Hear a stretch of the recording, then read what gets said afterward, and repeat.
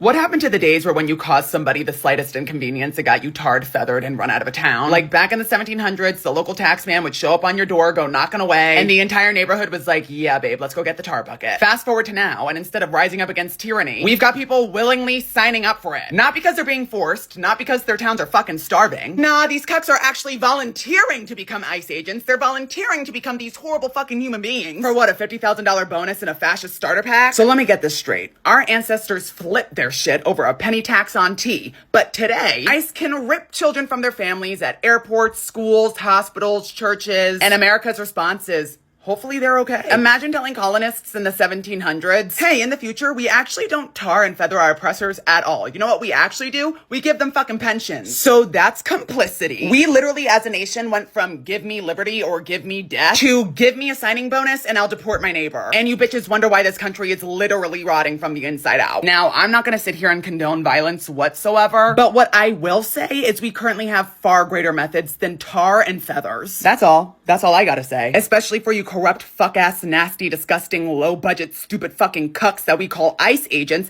that love to cover up their fucking faces because you're too ashamed to show the world who you really fucking are. But I'll gladly tell you who you are. You're a lousy, stupid fucking bitch who gave up all your morals for a $50,000 bonus. And for some of you to actually sit there, wear these masks, tear children from their fucking parents and say that you're Christians, whoa. No, babe, you are serving the Antichrist, you whack-ass fucking freaks. For all of you gays for Trump, congratulations! Honestly, congrats. Your melting orange creamsicle messiah and his hand-picked Supreme Court justices just signaled that they might strike down Colorado's ban on conversion therapy for minors. They haven't ruled for it yet, but during arguments this week alone, a majority of the conservative justices made it very clear that they're leaning towards the side of the counselor who says that this ban goes against her First Amendment rights. And no, we're not talking about shock therapy. This isn't the fucking 1950s. This case is about talk therapy. But it's still built off of the idea that being queer or being trans is something to be and can be fixed. Every major medical and psychological association says that this is not only ineffective, but harmful. But the court's conservative majority, the same ones who banned abortions and upheld bans on gender-affirming care, seem more worried about a therapist's right to speak freely than protecting the LGBTQ+ youth from emotional abuse. Justice Alito even suggested that medical consensus might be politicized, which means he is openly doubting the decades of medical research that shows conversion therapy is harmful. And he's saying that states shouldn't be allowed to rely on these medical findings to make laws. So no, they didn't ban gay marriage, they didn't ban being gay, but this is another clear step that puts so-called religious freedom over the safety of queer individuals, especially queer youth. So to all of you gays for Trump, all of you rainbow flag MAGA Bible thumpers,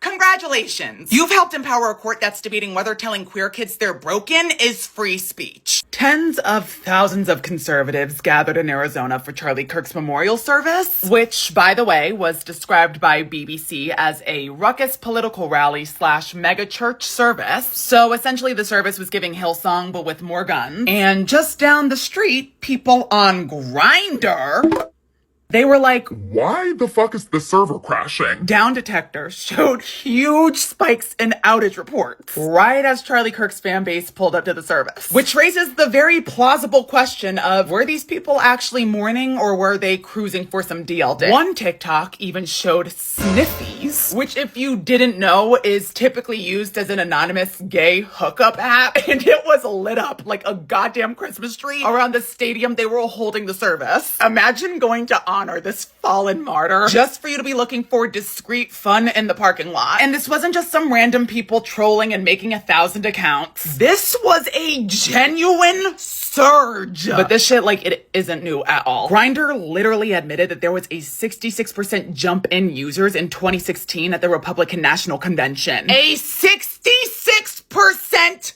jump! It also happened in Milwaukee. So Kirk spent his life ranting and raving about the LGBTQ+ agenda, fighting gay marriage, saying there are only 2 genders. Meanwhile, his mourners were on their 3rd hookup before the closing prayer. So I guess overall, we can say that the Charlie Kirk service represented the way he lived, being surrounded by closeted gay men who swear they are straight. But the word affordability is a Democrat scam. but the word affordability is a Democrat scam. Listen up, you rotting overweight bag of expired deli meat with kinkles the size of sandbags. There's a lot of cranially leaked gibberish that's poured out of your spray tan stroke risk of a mouth, but this by far takes the cake, you geriatric mouth breather. Hi everyone, if you're new, welcome. If you're not, you know what fucking time it is, bitch. It's time for the daily scream. Bitch, you're a 79-year-old man nodding off like a toddler who just got back home from a field trip while the cost of eggs literally looks like the price of Coachella tickets. The only scam I'm seeing is this dementia-adjacent dictator Barbie trying to convince Americans that they're imagining the price of groceries. He literally said affordability doesn't mean anything. They just say the word. Meanwhile, inflation rose under Trump, the highest it's been since Biden's presidency. This man's relationship with facts is just like his skin tone, which is completely detached from reality. However, last week he said that he was the affordability president. So last week he's like, affordability is my thing, but this week affordability is a Democratic scam. Pick a storyline, carrot cake! But it gets worse. At the same cabinet meeting, he fell asleep multiple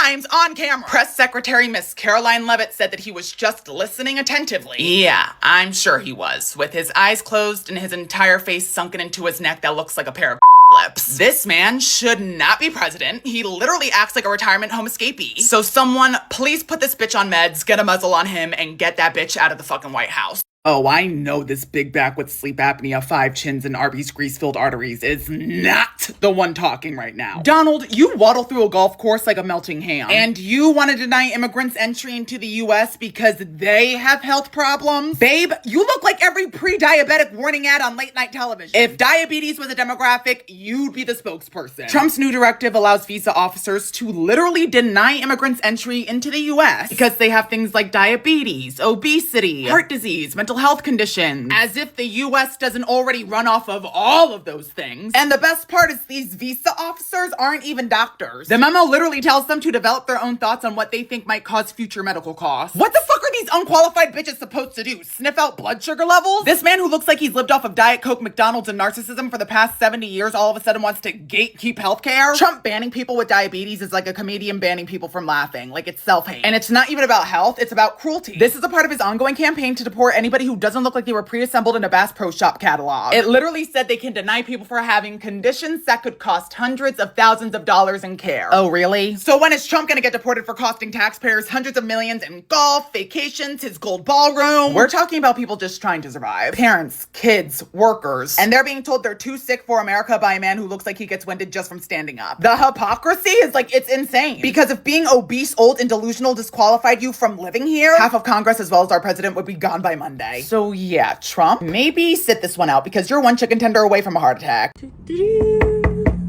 alone, please. Calm down. I don't have the money. Please, just give me one more week. I don't want to die. I'm actually here to play Would You Rather. Get in quickly before they see you. Get in quickly. I can't have them see you. Who's they? Okay. Well, first question. Would you rather have unlimited energy or 8 hours of sleep every night for the rest of your life? Unlimited energy, babe. Sleep is for people who aren't chronically online. Get your ass up here. Come on, hurry. Okay. Well, would you rather read minds or teleport? Oh, teleport. I don't want to read people's minds. I'm already too insecure. Would you rather fight one horse-sized duck or 100 duck-sized horses? Probably 100 duck-sized horses. That way I can treat it like a cardio class and I can stomp all over them. Okay, well, would you rather give up caffeine forever or give up social media forever? Next question. That was the question. Well, the answer is no. Next question. Oh, right. Then we'll just skip that one. Would you rather have perfect skin or perfect hair? Well, I already have both, so no brainer there. Would you rather only whisper or only scream for the rest of your life? Oh, scream. I already do that. It's called branding. And lastly, would you rather win the lottery or solve world hunger? Win the lottery. Oh, but you don't want to save people's lives. So, the White House just announced that the future of TikTok now lies in the hands of Oracle! Yeah, the database company whose billionaire founder is one of Trump's best friends. This man literally hosts MAGA fundraisers at his house. And we're supposed to trust him with any app? Let me put this into perspective. TikTok's algorithm is the engine of the entire app. It's why you keep scrolling at 3 a.m. instead of sleeping. It's why random kids go